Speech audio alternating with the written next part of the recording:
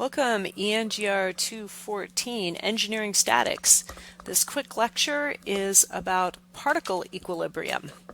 And the big thing that differentiates particle equilibrium from general rigid body equilibrium, which is really the main focus of the course, is that a particle cannot support moment or torque because it has no size. And if you haven't already hit this in your lectures, I'll go ahead and spill the beans a bit, give a spoiler. Moment or torque is defined as the radius from a given point to the point of application or line of application of a force times that force, or it's really the cross product of those two vectors. So if there is no size in a rigid body for there to be a radius because it's just a single point, then R cross F, which defines moment, is always zero because R is zero. So that is really the definition of a particle versus a rigid body. So that simplifies the conditions for equilibrium such that, as we've put this here, the sum of the forces in three orthogonal directions must be zero. And that's the only requirement. So if you've just completed your study of forces as vectors and lines of action of forces, you're really actually ready to jump into determining equilibrium for a particle, not a rigid body. So we're going to start there with this lecture, assuming that you know all about how to express forces as vectors, and now we can apply what you've learned to establish conditions of equilibrium and determine if something is in equilibrium or what would be necessary to keep it there. Again, a warning, this applies only to particles, not to rigid bodies. So we'll just draw a letter or a line under here, particles only, because particles are effectively have no size, so there is no radius at which an applied force could be generating a moment. So we're going to look for the sum of the forces in the x and the y and the z directions to all add up to zero, and if it does, the sum of the forces is zero and there's no acceleration. So we'll just write that again just to remind ourselves. Static equilibrium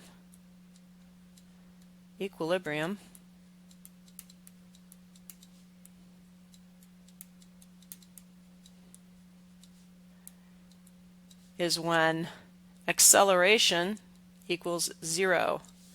And of course, by Newton's second law, we know that force is equal to mass times acceleration. And let's draw a little arrow reminding ourselves these are vector quantities. And since we'll assume just about everything we're working with has a mass, in order for acceleration to be zero, the net force needs to be zero.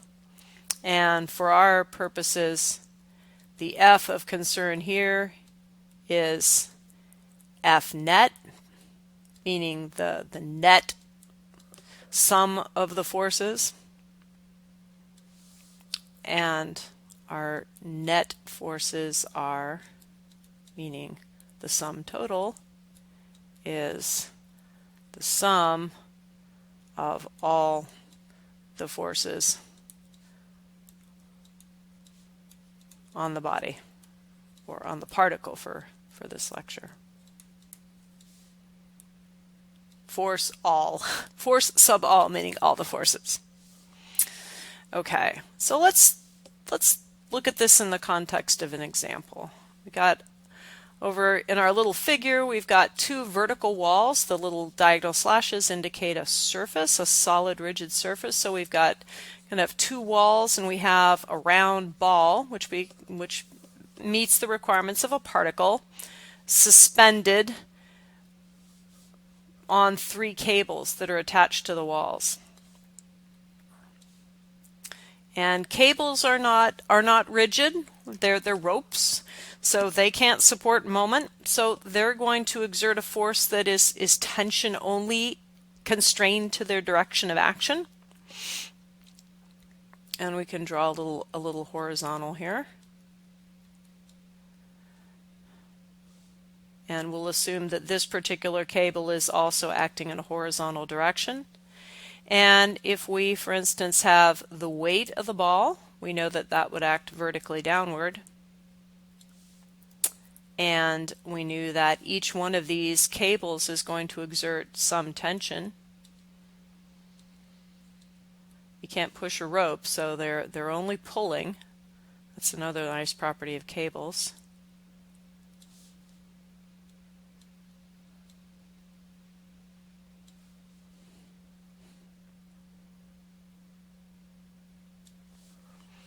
And suppose we knew, we'll keep this in blue, say we knew the geometry of this problem. We knew what angle that was, theta, and we knew what angle that was, phi. So we could draw a little diagram for ourselves that only concerns itself with our little particle ball. We're not going to draw the cables per se. We're not going to draw the walls. All we're going to draw are the forces on that ball. And directions they're pulling and points they're applied. Now, since this is a particle, the point they can only be applied at the particle. There's no real distance. And I'm going to draw a little coordinate axes here. I'm going to define upward as j hat and horizontal to the right as I hat, which is kind of the standard way of writing this. So a positive j hat would be coming out of the screen at us. So I'm not going to put anything else on there physically, but I'm going to put the results of the physical interactions of the cables and gravity acting on the mass of the ball at the respective angles and at their points of application, which is 1 point, because it's a particle. And I'm going to show those in green. So I have a force on this particle acting vertically downwards with a magnitude of W for the weight. I have a force acting in the I hat direction of a magnitude T3, representing the tension of that cable, and I have a force acting upwards and to the left at an angle of theta of a magnitude of T1, and I have a force acting downward and also to the left at an angle of phi to the horizontal of a magnitude of T2. Okay. This that I have just drawn is what is known as a free body diagram, or FBD. It is one of the most powerful tools that you can use as an engineering student to understand the action of forces and moments on rigid bodies. And it's called free because I have freed the particle or body of interest from all of its supports and all of the distributed loads or point loads that might have been acting upon it. And instead of those contacts and weights and wind loads or whatever, I have taken only the representative forces or applied moments, which you don't have here, but you could have, only the forces of moment and moments that they generate. So I free the body from its physical contacts, and I represent the forces and actions with magnitude, direction, point of application, and whether it's a force or a moment. In this case, we got all forces. What does this allow me to do? Apply the criteria for equilibrium. Start summing the forces and moments if I had them in every direction. So let's go ahead and do that here. So now we get to use some geometry. And honestly, now that I have the FBD, I very rarely will need to go back to my original sketch. But I needed the original sketch to get the FBD. Why? I needed to first understand what's pulling or pushing or twisting on my body of interest. So I knew I had 1, 2, 3 cables, and I had the force of gravity that that this little ball had enough mass that its weight was going to be significant enough that I needed to consider it. That won't always be the case, but it is here. I needed to know the directions they were pulling, and if this had been not a particle, I would have been needed to know where each of those cables was attached, because I'd need to calculate moment. But big three: what's pulling, pushing, twisting? Where is it how is it oriented? And where's it attached? So I captured all that, and I can go back and check. I got basically 4 forces. So now if I want to keep that ball from accelerating, I'm going to apply the conditions of equilibrium. So I'm going to do that in red. I'll say it's red because it's critical that it doesn't accelerate. So I have my handy coordinate axes here. So I'm going to write my magical expressions for equilibrium. I'm going to say the sum of the forces in the x has to be 0, and the sum of the forces in the y have to be 0. So x direction is, of course, I hat, y direction is j hat. If this were 3D, I would have an expression that says the sum of the forces in the z or k hat direction has to be 0. This is a 2D problem only because we don't have any forces acting in the z direction. If we had, we'd have to make sure they add to 0, or we might have the particle accelerating in the z direction coming at us out of the board or into the board, as the case may be. But we only have just the x and the y. So now we basically look at our FBD and we start grabbing components in each of these 2 orthogonal directions. So, and I'll try to give myself more room. I may have to erase the schematic to give some room. So another way that we can write the sum of the forces in the x, and we're going to put a colon that says, okay, this means, and remember, positive x direction is to the right and negative is to the left. So let's just start tallying up. What do we have in the x direction?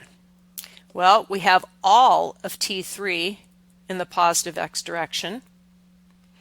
And then we're going to subtract the portion of T1 that is in the x direction, which we can express. We can do a little geometry and say that's T1 cosine theta. And then we've got the portion of T2 that's going in the x direction, and of course it's going in the negative x, so we're going to have another subtraction. So minus T2 cosine phi. If we don't want the particle to start accelerating in the x direction, right or left, that all has to add up to 0. And we can make a similar expression in the y direction. In this case, positive y is up, so right off the bat, all of the weight is in the negative y direction, so we have a minus w. None of T3 is in the y direction, so that isn't even going to be in this equation. We have a portion of T1 which is in the positive y, so we're going to add T1 sine theta, because that's the portion of T1 that's in the y direction. And then we're going to subtract the portion of T2 that's in the y direction, because it's going down. So we have sine phi. And that all needs to sum to 0. So we'll do a quick check of our FBD. Did we miss any forces? No. We got y going down. We have T1 sine theta going up. We have T2 sine phi going down. That all needs to sum to 0. We have T3 positive opposed by the portion of T1 and T2 in the x direction going the other way. So we have 2 equations of equilibrium. 2 equations. This means we can solve for any only two of these other variables. We would have to know the rest. So we could say, if we knew the angles, say this was a structure, we could go and measure those angles, or we were given them. and we knew the weight of the particle, and we knew the tension in one cable, we could solve for the tension in the other two. Basically, we're back to our rules of mathematics where we have number of equations and a number of unknowns have to match. So I haven't told you which ones we had. I don't know which ones we had. But I know that this is what's required to keep it in equilibrium.